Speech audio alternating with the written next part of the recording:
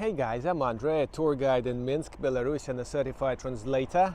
Today we're talking about scouting for lodge. Finding accommodation may be a challenge here in Minsk, a 2 million strong city. Even though there are apps, there are websites and everything, but there's always human factor involved. Today I'll tell you how we were spotting for potential 3 investment pieces with my American clients. And the thing here is that the process is quite fast moving, and you have to have a capable agent here on the ground, or you have to move fast around the place in 1 day, 2 or 3 to find the best option, because best options aren't there for a long time.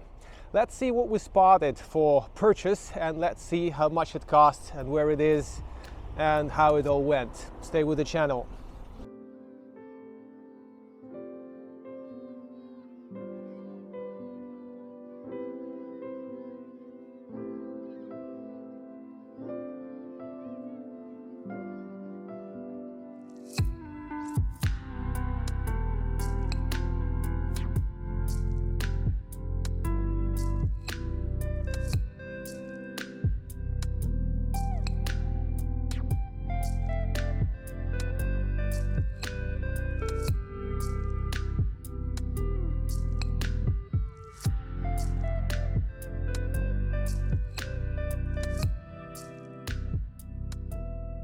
We started with the obvious. There are several neighborhoods in Minsk which make pretty good living areas, which are the recently built Mayak of Minsk, Lighthouse of Minsk. I just recently reviewed. It's Novaya Borovaya, which is still under construction, and it is Levada, which is under construction. And you might say a couple more areas, and the classics, the central Stalin era houses from the 1950s, which make a pretty handsome piece of investment in some cases, in some context. Let's see what they have to offer, starting with these buddies, the Lighthouse of Minsk. The place selling here was a 3-room place. We were looking for a retirement place, which is potentially a rental while the guys are away. So we started with this 3-room place on the 15th floor, which is about 76 meters large. I'll put the sizes here on the screen. And it's unrenovated, which means you're free to design whatever you like, but on top of the fairly solid price, you have to throw in some money for renovation. Renovation is always quite a challenge, so you may assume some 10,000, well, 10,000 at least, some 20,000 thrown in there just like that, and the whole thing will be 160,000.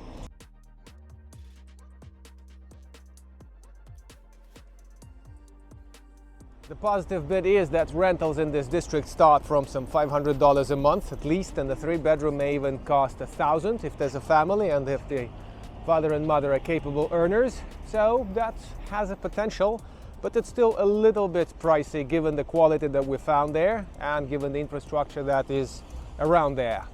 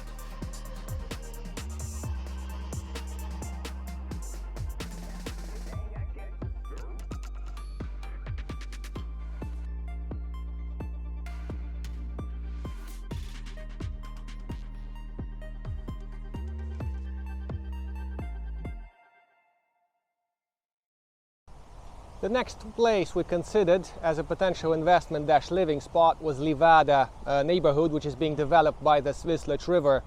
It's not quite central in respect to the very center of Minsk, but it's kind of well located and green.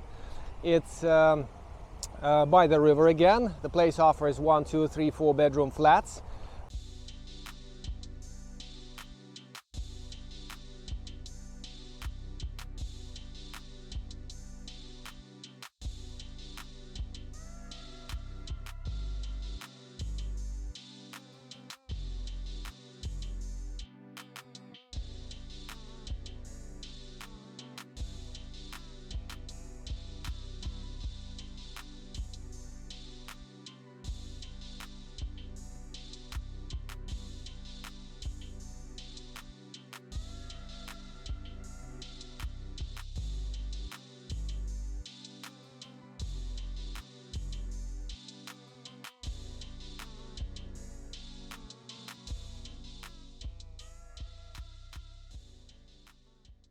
We popped into a 2-bedroom which has just been renovated by the lady that has an urgent pressing sale, so to speak. She's selling her assets to move to Western Europe.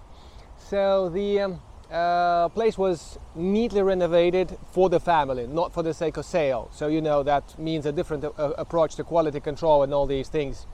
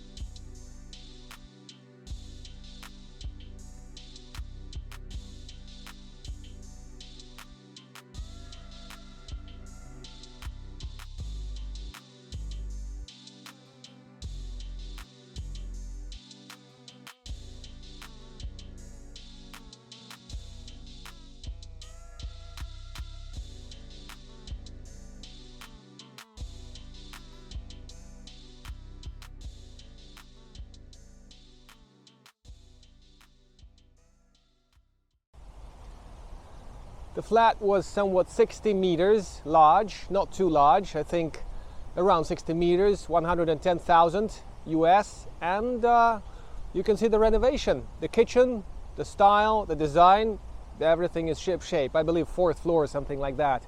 They're planning to build 25 houses total, observing the same style, lower buildings. They'll have their own utility company that will be between you and the city. Checking why there's no water or something like this, and the square meter price starts with around $1,400 US. So I guess depending on the offer you can talk to the managers and get it sliced your way.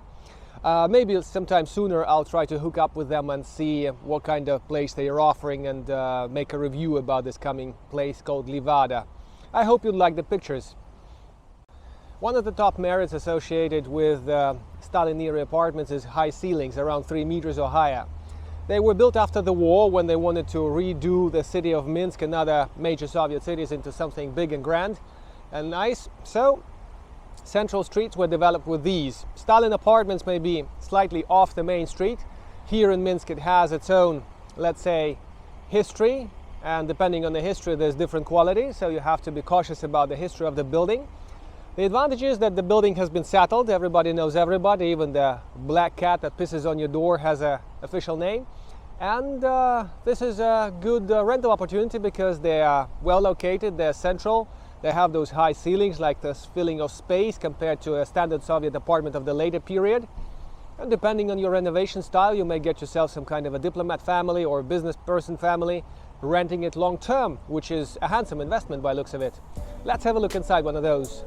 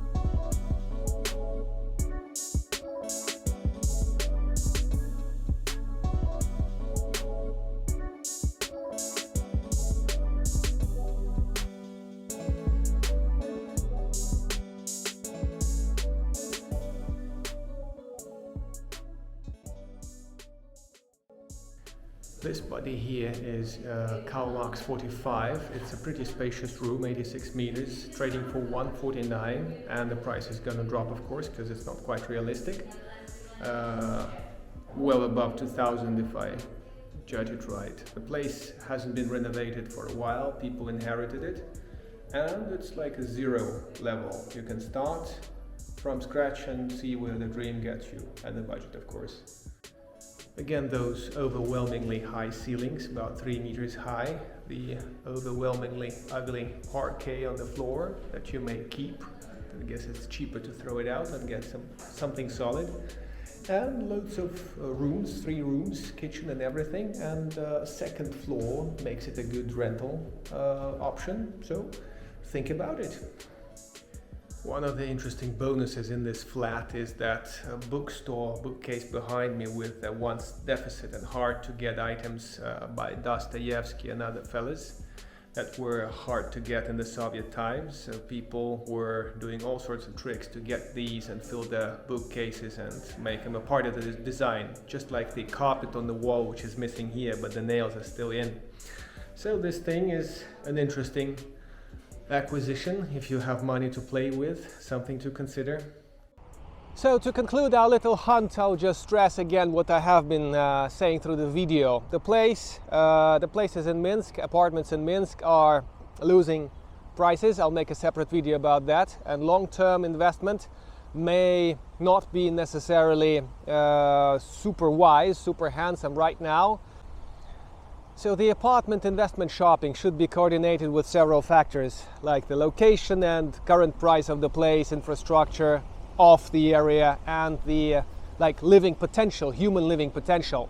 Secondly, you have to consider further resale. Whatever happens, whatever changes in your life, you may want to sell it and sell it fast and reasonably. So this is option 2 to consider, thing 2 to consider.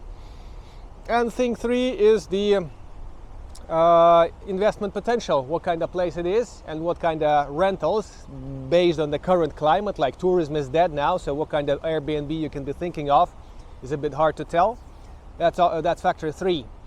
Otherwise, there are several other things to consider. I'll be happy to consult you about these, and thank you very much for staying with the channel. Thank you for your donation. The links down below work again, and I'll be back soon with luxury apartments, luxury housing. By the way, tell me please what kind of housing questions, issues you would like reviewed about Minsk. I'll try to arrange a video like that. Stay tuned, stay safe, and cheers. Cheers from Minsk. See you later.